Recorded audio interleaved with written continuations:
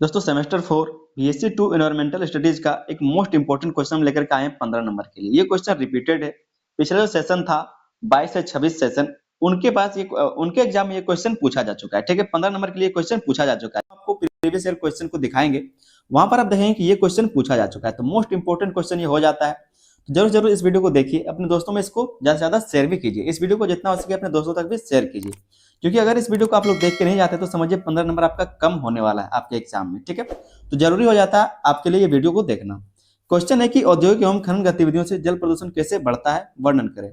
जो औद्योगिक चीजें हैं, जो खनन गतिविधि है या फिर जो औद्योगिक गतिविधि, इसके कारण जल का प्रदूषण कैसे होता है, किस तरह से जल प्रदूषण को बढ़ाता है, इसके बारे में आपको बताना है। औद्योगिक का मतलब क्या होता है? जो फैक्ट्री वगैरह आप देखते हैं, जो फैक्ट्री देखते हैं उसी को औद्योगिक कहा जाता है।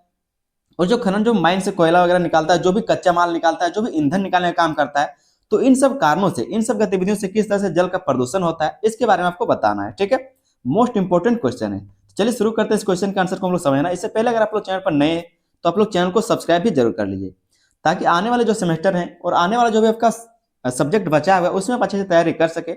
इसके लिए आप लोग चैनल को सब्सक्राइब कर लीजिए और साथ में बेल आइकन को दबाकर उसको ऑल पर भी सेट कर लीजिए। समझते हैं इस क्वेश्चन के आंसर को।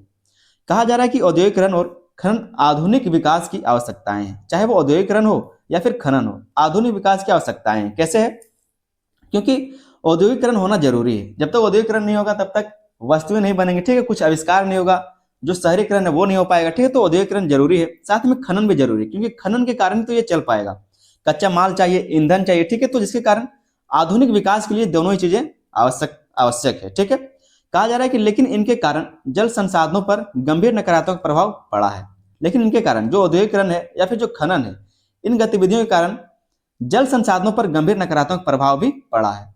उद्योगों और खनन क्षेत्रों से निकलने वाले अपशिष्ट, रसायन और भारी धातुएं नदियों, झीलों तथा भूजल को प्रदूषित कर रही है, कर देती है। ठीक है, क्या कहा गया कि उद्योगों और खनन क्षेत्रों से निकलने वाले जो अपशिष्ट होते हैं, जो रसायन होता है, जो भारी धातु होते हैं, नदियों, झीलों तथा भूजल को प्रदूषित कर देती हैं। इससे न केवल पारिस्थितिकी तंत्र प्रभावित होता है, बल्कि मानव स्वास्थ्य पर भी गहरा असर पड़ता है। औद्योगिकरण के दौरान या फिर जो खनन है उसके दौरान, उन गतिविधियों के दौरान जो भी चाहे अपशिष्ट निकले, रसायन निकले, ग्रीस निकले, तेल निकले, धातु निकले, ठीक है, वो क्या होता है? नदियों में चला जाता है, नदियों में उसको बहा दिया जाता है, झीलों में बहा दिया जाता है। ठीक है, जिसके कारण वो भूजल को प्रदूषित कर देता है, जो पीने वाला पानी उसको प्रदूषित कर देता है। इससे क्या होता है? तो पारिस्थितिकी तंत्र तो बिगड़ता ही, जो जल में रहने वाले जीव है उनका पारिस्थितिकी तो बिगड़ता ही बिगड़ता है, साथ ही में जो उस पानी को पिएगा उससे क्या होता है? तो मानव स्वास्थ्य पर भी इस चीज का असर पड़ता है, प्रभाव देखने को मिलता है। ठीक है, जो गलत प्रभाव पड़ता है। आगे हम लोग देख लेंगे जो औद्योगिक है या फिर जो खनन गतिविधि, उसको वो जल प्रदूषण को कैसे बढ़ाता है। जो औद्योगिकरण है या फिर जो खनन गतिविधि, वो जल प्रदूषण को किस तरह से बढ़ाता है। ठीक है, तो पहला जिसमें कारण है वो लिखा है औद्योगिक अपशिष्ट जल का सीधा प्रवाह। औद्योगिक अपशिष्ट जल का क्या करता है? सीधा प्रवाह कर दिया जाता है। मतलब जो भी उद्योग से निकलने वाले अपशिष्ट जल है, जो भी खनन से निकलने वाले अपशिष्ट जल, उसको सीधा नदियों में बहा दिया जाता है। उसी के बारे में कहा जा रहा है कि औद्योगिक अपशिष्ट जल का सीधा प्रवाह, जिसके कारण जल प्रदूषण होता है। ठीक है, कहा जा रहा है कि उद्योगों से निकलने वाला अनौपचारिक या आंशिक रूप से औपचारिक अपशिष्ट जल सीधे नदियों और नालों में छोड़ दिया जाता है।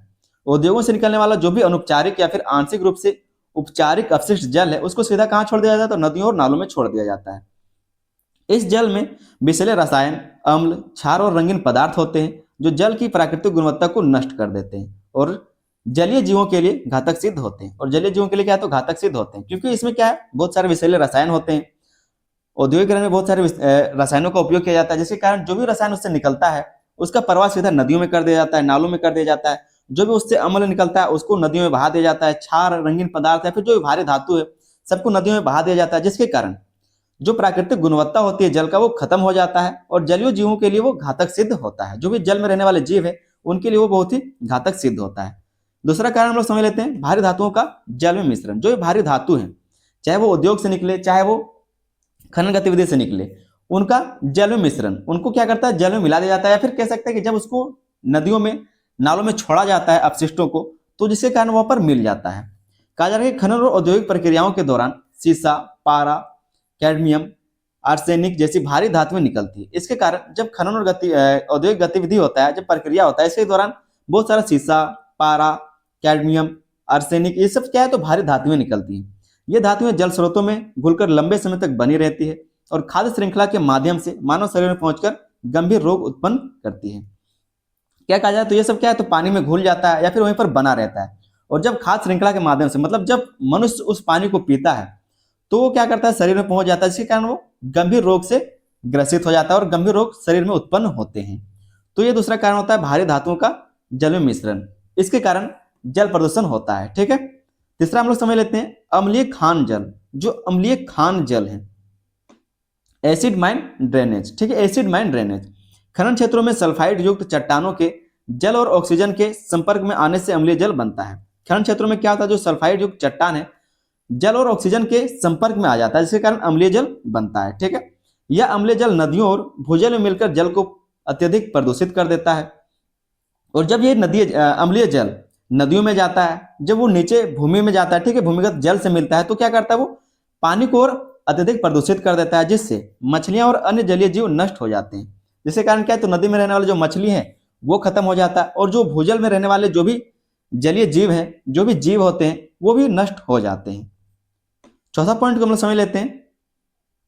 चौथा पॉइंट है तेल, ग्रीस और रसायनों का रिसाव। जो तेल, ग्रीस और रसायन होते हैं उसका रिसाव हो जाता है, मतलब पानी में कह सकते हैं कि जो भूजल होता है उसमें उसका रिसाव हो जाता है, जिसके कारण जल प्रदूषण होता है। औद्योगिक मशीनों और खनन उपकरणों से तेल, ग्रीस और ईंधन का रिसाव होता है। जो भी औद्योगिक मशीन होते हैं, जो भी खनन उपकरण होते हैं, उससे तेल होता है, उसमें तेल होता है, ग्रीस लगाया जाता है, ईंधन होते हैं। ठीक है, जिसका रिसाव क्या होता है, तो जल में होता है, भूजल में होता है। ये पदार्थ जल की सतह पर परत बनाकर ऑक्सीजन के आदान प्रदान को रोकते हैं। ये क्या करता है, तो जो जमीन होता है उसमें परत बना देता है और ऑक्सीजन के आदान प्रदान को रोक देता है, जिससे जलीय जीवों का जीवन संकट में पड़ जाता है। जिससे क्या होता है, जलीय जीवन का जो जीवन है वो संकट में पड़ जाता है, जलीय जीवों का जो जीवन है वो संकट में पड़ जाता है। जैसे कि अगर तेल मिल जाए, ग्रीस मिल जाए, रसायन कुछ चीज मिल जाए, ठीक है, जल में तो उसको पिया नहीं जा सकता। जो जलीय जीव है उसको ऑक्सीजन का जरूरत है तो वो ऑक्सीजन नहीं ले पाएंगे क्योंकि वो परत बना देगा। ठीक है, जिसके कारण जलीय जीवों का जीवन जो है वो संकट में पड़ जाता है। पांचवा पॉइंट हम लोग देख लेते हैं। पांचवा पॉइंट में कहा जा रहा है कि तापीय प्रदूषण। जो तापीय प्रदूषण होता है, मतलब जो भी उद्योग से हो या फिर जो खनन क्षेत्रों में हो, जो भी गर्म जल निकलता है उसका सीधा क्या कर देता है, प्रवाह कर देता है नदियों और नालों में, जिसके कारण उसको तापीय प्रदूषण कहा जाता है। कहा जा रहा है कि कई उद्योग ठंडा करने के बाद गर्म जल को सीधे नदियों में छोड़ देते हैं। कई उद्योग क्या तो ठंडा करने के बाद गर्म जल को सीधा नदियों में छोड़ देते हैं। इससे जल का तापमान बढ़ जाता है और जिस जगह पर उसको छोड़ा गया उस क्षेत्र का जो जलीय तापमान है वो बढ़ जाएगा, जिसे तापीय प्रदूषण कहा जाता है। इसी चीज को तापीय प्रदूषण कहा जाता है। अधिक तापमान के कारण जल में घुली ऑक्सीजन की मात्रा घट जाती है, जिससे जलीय जीवन प्रभावित होता है। और जिस अगर तापमान ज्यादा है तो वहां पर ऑक्सीजन की मात्रा कम हो जाएगा। ठीक है, और जिसके कारण जो भी जलीय जीव है, जो भी जलीय जीवन है वो प्रभावित होता है। तो ये भी एक कारण रहा है जल प्रदूषण का।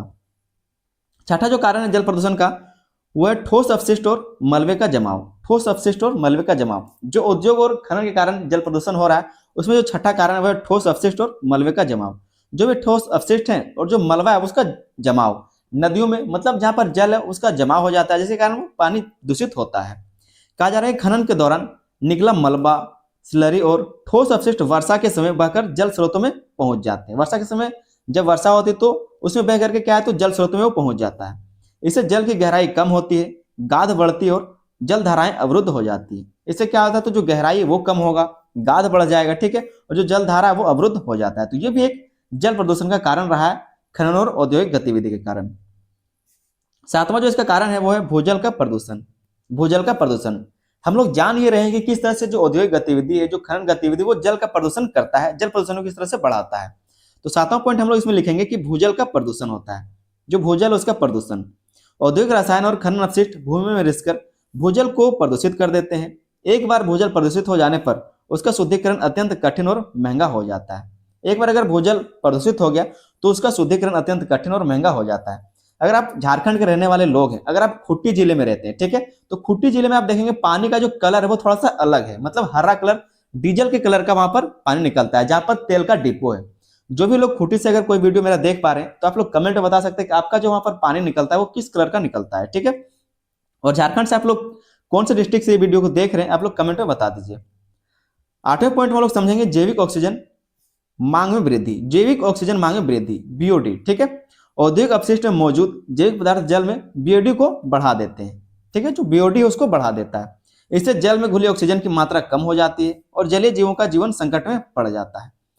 9वां पॉइंट को हम लोग समझ लेते हैं। जो 9वां पॉइंट है वो है रासायनिक उर्वरक एवं सहायक पदार्थों का बहाव। जो रासायनिक उर्वरक है, जो सहायक पदार्थ है, उसका बहाव, तो इन सब कारणों से जल का प्रदूषण बढ़ता है।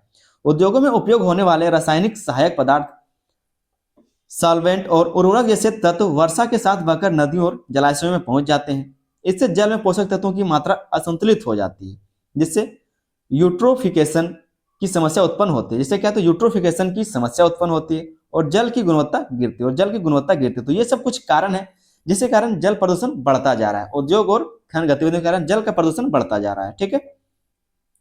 10वां नंबर जो पॉइंट लिखेंगे हम लोग वो है रेडियोधर्मी एवं विषैले तत्वों का प्रभाव। रेडियोधर्मी एवं विषैले तत्वों का प्रभाव। कुछ खनन क्षेत्रों, विशेषकर यूरेनियम और अन्य रेडियोधर्मी खनिजों से जुड़े क्षेत्रों में जल में रेडियोधर्मी तत्व मिल जाते हैं। जल में क्या है, तो जो रेडियोधर्मी तत्व वो मिल जाता है। ये तत्व लंबे समय तक जल में बने रहते हैं और मानव स्वास्थ्य पर गंभीर एवं दीर्घकालिक प्रभाव डालते हैं। ऐसा नहीं कि सिर्फ पारिस्थितिकी खराब होगा, अगर जल का प्रदूषण हो रहा है तो मतलब जो भी वहां के जीव है, चाहे जानवर हो, चाहे इंसान हो, या फिर कोई भी जीव हो, सभी को नुकसान पहुंचेगा। तो जल प्रदूषण बहुत ही घातक होता है। ठीक है। इसको धीमा जहर भी कहा जाता है। 11 नंबर पॉइंट हम लोग लिखेंगे जल वर्षा जल के साथ प्रदूषकों का प्रसार। वर्षा जल के साथ प्रदूषकों का प्रसार होता है। जब वर्षा होती है तो जो प्रदूषक होते हैं उसका प्रसार होता है, मतलब वो बह जाता है उसी के साथ। खनन क्षेत्रों में खुले गड्ढों और अपशिष्ट ढेरों पर गिरा वर्षा जल प्रदूषकों को बहाकर दूर दराज के जल स्रोतों तक पहुंचा देता है। जो बड़े बड़े नदियां हैं वहां तक उस चीज को पहुंचा देता है। इससे प्रदूषण का प्रभाव केवल स्थानीय ना रहकर क्षेत्रीय स्तर तक फैल जाता है। क्षेत्रीय स्तर तक फैल जाता है, सिर्फ स्थानीय नहीं रहता बल्कि एक बड़े क्षेत्र में ये फैल जाता है। अगला इसका कारण है वो है नदी तल और जलीय आवासों का विनाश। नदी तल और जलीय आवासों का विनाश होता है। तो ये कुछ कारण रहे थे, ये कुछ कारण था जिसके कारण जल प्रदूषण बढ़ता है, चाहे औद्योगिक कारण हो या फिर खनन गतिविधि हो, जिसके कारण जल का प्रदूषण बढ़ता है। कहा जा रहा है खनन और औद्योगिक अपशिष्ट के जमाव से नदी तल की संरचना बदल जाती है। जो नदी तल का संरचना है, नदी पहले गड्ढा था, ठीक है, इतना गड्ढा था, लेकिन अगर वहां पर जल अपशिष्ट जम जाएगा तो नदी का जो गहराई वो कम होता जाएगा धीरे धीरे। वही कहा जा रहा है कि जो नदी तल की संरचना वो बदल जाती है। इससे मछलियों के प्रजनन स्थल नष्ट होते हैं और जलीय पारिस्थितिकी तंत्र की प्राकृतिक संरचना बिगड़ जाती है। और जो मछलियों के प्रजनन स्थल है वो नष्ट हो जाता है और जो जलीय पारिस्थितिकी तंत्र है वो भी प्राकृतिक संरचना उसकी भी बिगड़ जाती है। आगे हम लोग एक छोटा सा निष्कर्ष को देख लेंगे। उस क्वेश्चन का आंसर जो आपका खत्म हो जाएगा। ये क्वेश्चन आपका 15 नंबर के लिए बहुत ही ज्यादा इंपॉर्टेंट है। इस प्रकार स्पष्ट है कि औद्योगिक एवं खनन गतिविधियां जल प्रदूषण की प्रमुख कारण, जल प्रदूषण का ये क्या है, तो प्रमुख कारण है। यदि अपशिष्ट प्रबंधन, जो अपशिष्ट है उसका प्रबंधन आधुनिक तकनीक और कड़े पर्यावरण नियमों का पालन ना किया जाए, अगर इसके लिए कड़े नियम ना बनाए जाए तो जल संसाधनों का गंभीर संकट उत्पन्न हो सकता है। जो जल संसाधन है उसका गंभीर संकट उत्पन्न हो सकता है। सतत विकास के लिए उद्योगों और खनन क्षेत्रों में पर्यावरणीय संतुलित नीतियों को अपनाना अत्यंत आवश्यक है। 15 नंबर के लिए क्वेश्चन आपके लिए बहुत ही ज्यादा इंपॉर्टेंट था। ठीक है, 15 नंबर के लिए तो जरूर आपको समझ में आ गया होगा। साथ में दोस्तों अगर आप लोग चैनल पर नए हो तो आप लोग चैनल को सब्सक्राइब कर ले। वीडियो पसंद आया तो वीडियो पर लाइक करें, अपने दोस्तों में इसको शेयर भी कर दीजिए। चलिए मिलते हैं अगले क्वेश्चन के साथ अगले वीडियो, तब तक के लिए धन्यवाद। जय हिंद।